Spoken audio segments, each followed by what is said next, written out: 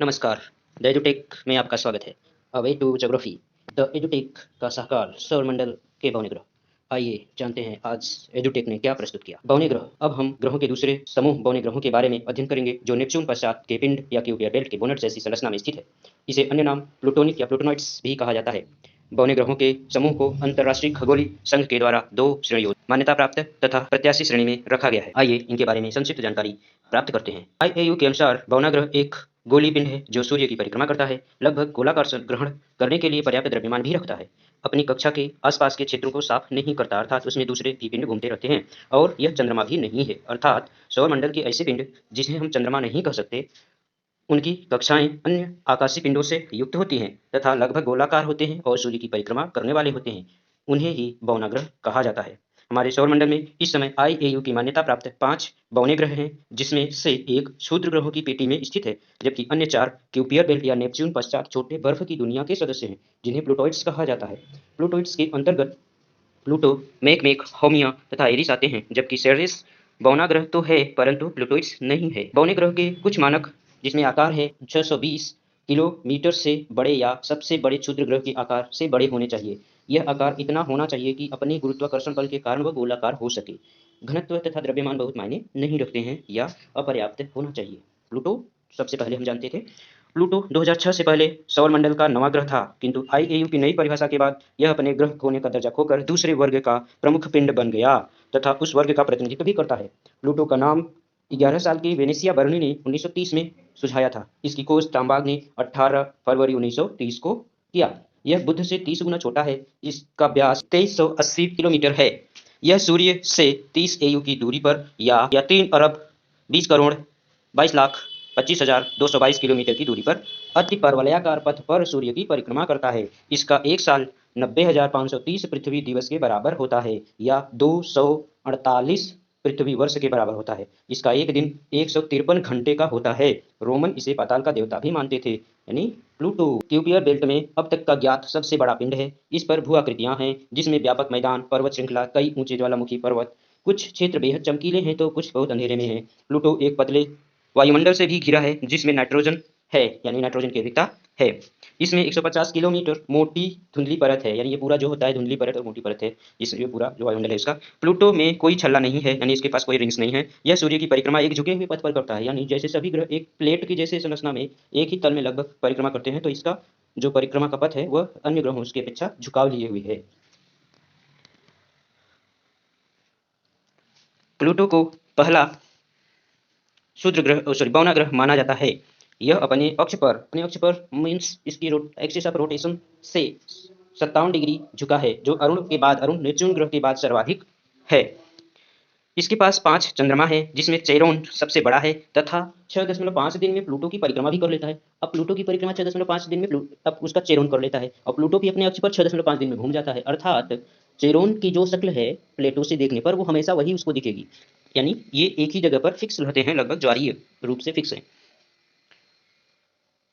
कभी कभी प्लूटो और चेरोन को एक द्विग्रह या द्विपिंड तंत्र का हिस्सा मान लिया जाता है, यानी एक दोनों मिलकर एक द्विपिंड व्यवस्था बना देते हैं। क्यों? क्योंकि ये किसी स्पष्ट रूप से चेरोन प्लूटो की परिक्रमा न करके बल्कि एक ऐसे सेंटर की परिक्रमा दोनों करते हैं, यानी एक चेरोन और प्लूटो के बीच में इनका जो गुरुत्व केंद्र है, संतुलन केंद्र है, वो प्लेटो की सतह से बाहर और चेरोन की सतह के बाहर है। उस केंद्र की ही प्लूटो और चेरोन दोनों परिक्रमा करते हैं। ऐसी स्थिति है। इसलिए जब दोनों परिक्रमा कर रहे हैं एक ही केंद्र की, तो ये कहा जाता है, ऐसी स्थिति को हम द्विपिंड तंत्र कहते हैं। प्लूटो के अन्य उपग्रह जो है निक्स, हाइड्रा, कोबरेस और स्टाइक्स हैं। प्लूटो की सूर्य से जो अधिकतम दूरी होती है वो 49.3 एयू की होती है, जो लगभग 5.9 बिलियन के आसपास है। प्लूटो चट्टानी कोर वाला मेंटल आइस, मीथेन और कार्बन जैसे चीजों से बना। इसकी सतह बर्फीली है, यानी बर्फ से ढकी हुई है। तो वो बर्फ एक्चुअली नॉर्मल पानी की नहीं होगी, वो स्लाइट बर्फ होती है, वो ऐसी बर्फ है तो उससे ढकी हुई है। इसका तापमान -266 डिग्री से -240 डिग्री के बीच होता है। 2 से 3 किलोमीटर पर्वतमाला तथा जमीन नाइट्रोजन का मैदान भी यहाँ पर मिलता है। इसका वायुमंडल मुख्यतः 3 परतों वाला है। 3 परतों वाला यहाँ पर हो गया है, तो परतों वाला है, जो नाइट्रोजन, कार्बन डाइऑक्साइड, मीथेन से बनी है।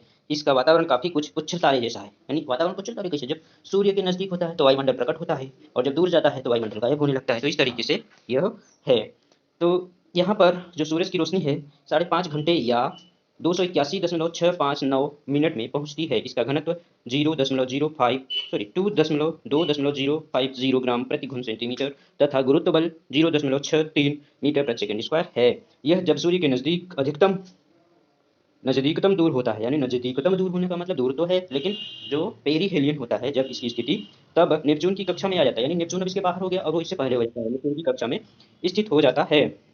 तब यह नेपच्यून से पहले होता है। नेपच्यून के साथ इस परिक्रमा का अनुनाद, इसकी परिक्रमा जो होती है नेपच्यून के साथ अनुनादी अवस्था में है, अर्थात नेपच्यून 3 चक्कर में लगाता है तो यह 2 ही चक्कर लगाता है सूरज का, इस तरीके से। और यह एक विपरीत घूर्णन वाला भवनाग्रह, विपरीत घूर्णन यानी जैसे आपका शुक्र उल्टा घूमता है, वीनस उल्टा घूमता है, इसी तरीके से इस वीनस उल्टा घूमता है और यूरेनस भी उल्टा घूमता है, तो ये प्लेटो भी उल्टा ही घूमता है।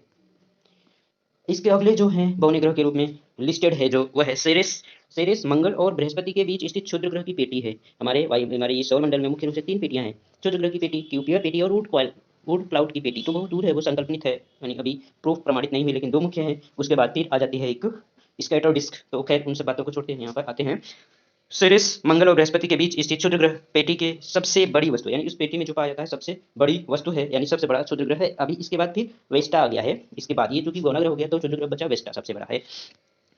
यह एक ऐसा बौना ग्रह है जो एकमात्र बौना ग्रह है जो इस श्रेणी का है अभी तक, जिसे 1901 में यूसे पियाजी ने देखा था और उसकी खोज वहीं से मानी जाती है। और तथा नासा का डॉन स्पेसक्राफ्ट 2015 में पहली बार किसी बौने ग्रह की यात्रा पर निकला था, यानी पहला ऐसा कोई सैटेलाइट था, ये यान था जो किसी बौने ग्रह के लिए छोड़ गया था।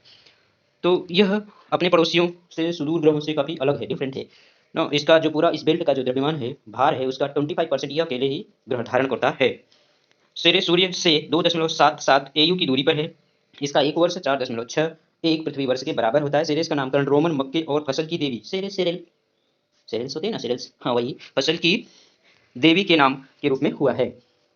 इसकी त्रिज्या पृथ्वी की 1/13, यानी पृथ्वी की जितना त्रिज्या है 6000 के ना, तो उसका 1/13वां भाग है। यहाँ पर सूर्य का जो प्रकाश है 22 मिनट में पहुंचता है। यह अपने अक्ष पर 4 डिग्री झुका हुआ है, यानी पृथ्वी 23.5 और ये 4 डिग्री ही झुका हुआ है। यहाँ कोई मौसम नहीं पाया जाता। सेरेस के पास अपना पहला पतला वायुमंडल भी है, जिसमें जलवाष्प थोड़ी बहुत मिल जाती है। यहाँ पर जीवन के लिए वैज्ञानिकों ने संभावना व्यक्त किया है कि यहाँ पर जीवन हो सकता है।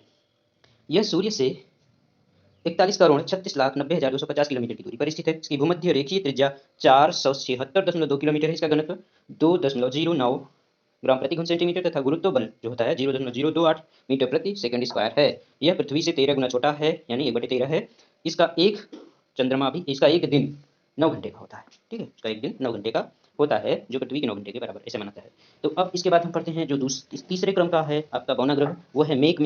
ठीक, यह क्यूपियर बेल्ट में स्थित है। अब यहाँ से निकलकर फिर पुनः क्यूपियर बेल्ट में चलते हैं। तो क्यूपियर बेल्ट में स्थित बौना ग्रह है। यह प्लूटो से थोड़ा ही छोटा है, यानी बहुत ज़्यादा नहीं, थोड़ा छोटा है, तथा क्यूपियर बेल्ट का दूसरा चमकीला पिंड है, यानी प्लूटो के बाद जो सबसे चमकीला पिंड है क्यूपियर बेल्ट का, वह ये होता है क्यूपियर बेल्ट का दूसरा चमकीला ग्रह पिंड मेक।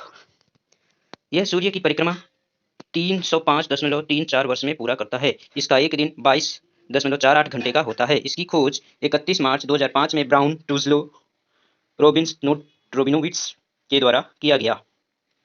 इसकी त्रिज्या लगभग 715 किलोमीटर है, जो पृथ्वी का 1/9, यानी पृथ्वी का 1/9 भाग करेंगे तो ये 715 किलोमीटर है। सूर्य से इसकी दूरी 45.8 एयू है। यहाँ प्रकाश 6 घंटे 20 मिनट में पहुंचता है।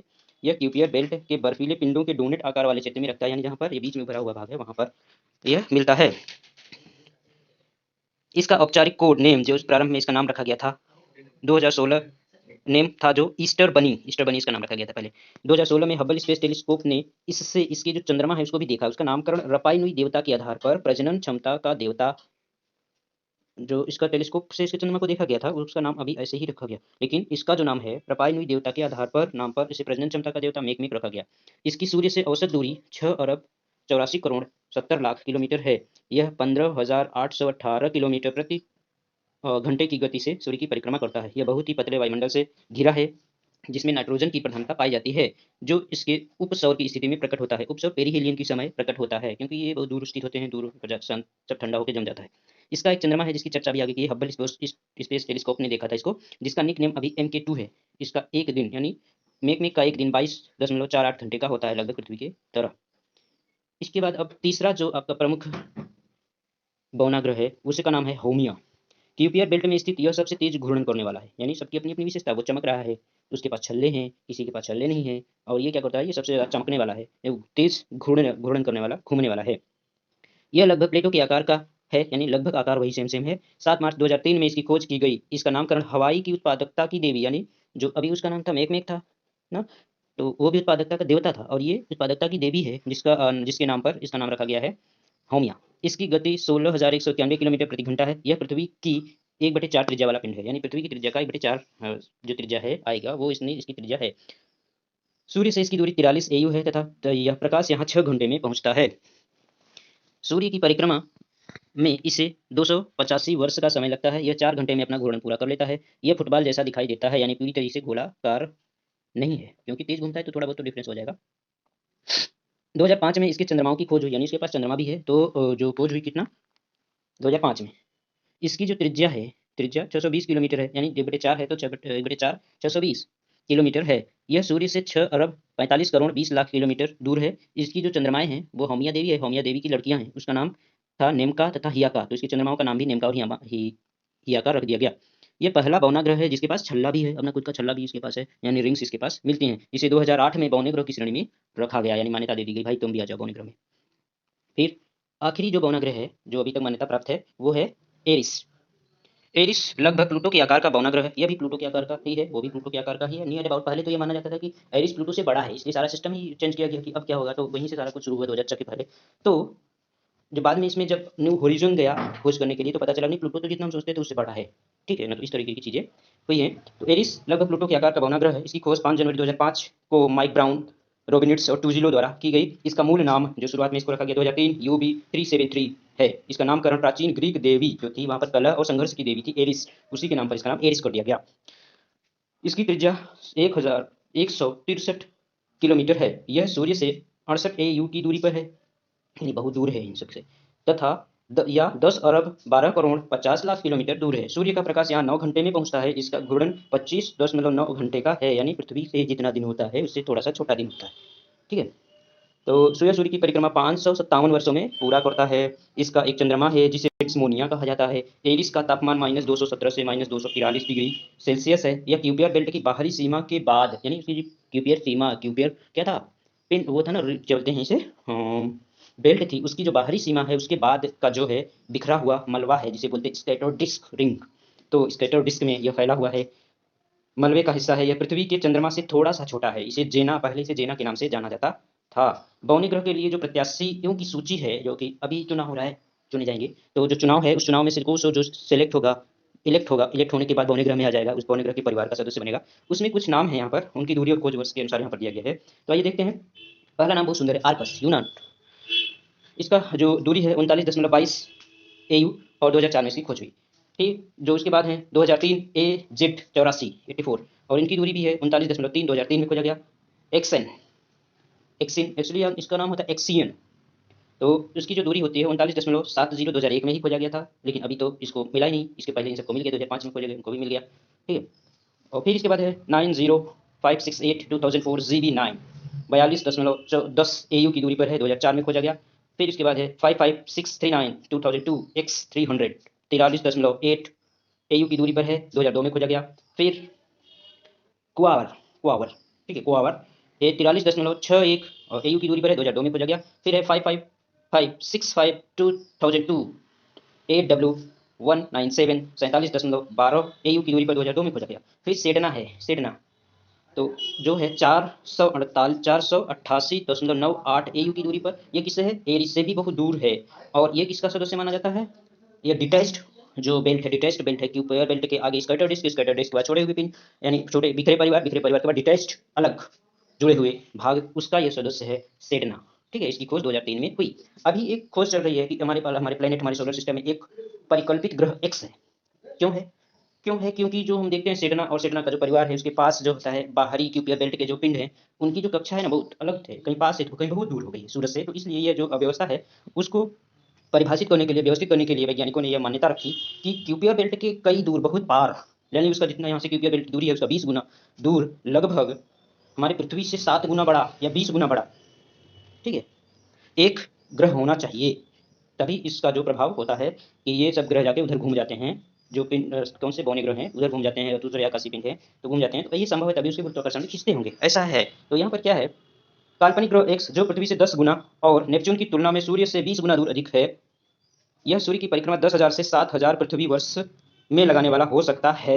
ऐसा अनुमान किया गया कि यह एक सौरमंडल का बाहरण ग्रह हो सकता है, यानी सबसे बाहरी स्थित आहरण जो क्यूपियर बेल्ट में था उसके बाद पृथ्वी की सूर्य के गुरुत्वाकर्षण से और दूसरे पिंडों के गुरुत्वाकर्षण से बाहर हो सकता है, या फिर वहीं पर था वहीं पर बना और डेवलप हो रहा हो। अभी तक कोई जगह नहीं फिक्स हुई कहाँ है पिंड है, ग्रह हो सकता है क्योंकि कुछ बौने ग्रह एवं छोटी बर्फीली वस्तुएं एक साथ एक समूह की कक्षाओं का अनुसरण करती हैं, यानी उनका जो वही है ना परिवार जो बताया वही उसी बेल्ट की ये बात कर रहे हैं कि जो विलक परिवार जो है आपके इस सौरमंडल में उसी की ये पूरी बात है, एक साथ एक कई अलग से समूह की कक्षा का अनुसरण करते हैं।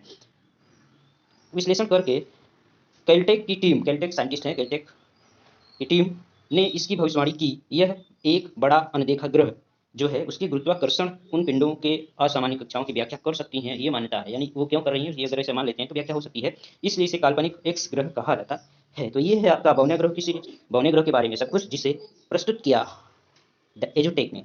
तो धन्यवाद।